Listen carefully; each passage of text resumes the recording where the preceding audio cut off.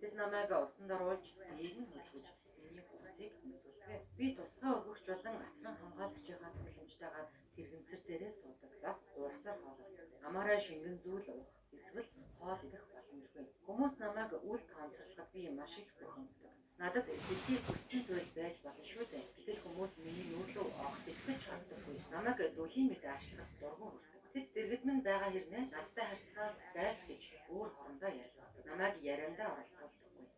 Эргэн тойронд байгаа хүмүүсээс миний хариулж чадах асуултыг намайг байхгүй байгаа юм шиг асуух нь их бухимдуулдаг.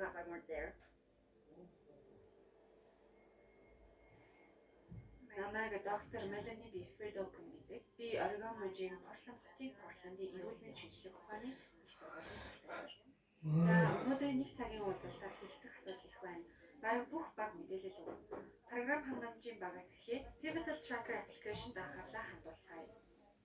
Манай хамт олон их онцгой. Дөрвөн тусдаа баг хамтран хүний бие ямар ч төхөөрөмж суулгахгүйгээр тархи болон компьютер хоорондох харилцаа тогтоох системийг хөгжүүлэхийн тулд 12 жилийн турш ажиллаж байна.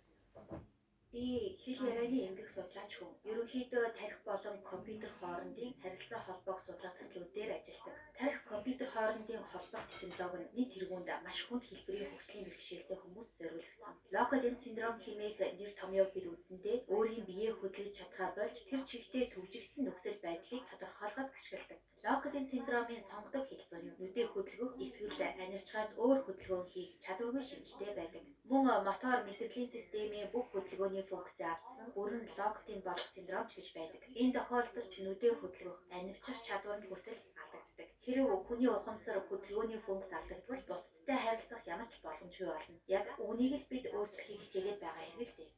Магистрт суралцж байгаа оюутнууд болон судлаачид хамтран инженерчлэлийн бас нейрологийн лабораториудад тархи компьютер хоорондын холбооны олон ажлыг хийж байгаач хараахан боддоор туршаагүй байгаа. Харин бид өөрсдийн ажлыг практик туршиж, хүнд хэлбэрийн хөгжлийн бэрхшээлтэй олон хүмүүстэй хамтран ажилладаг.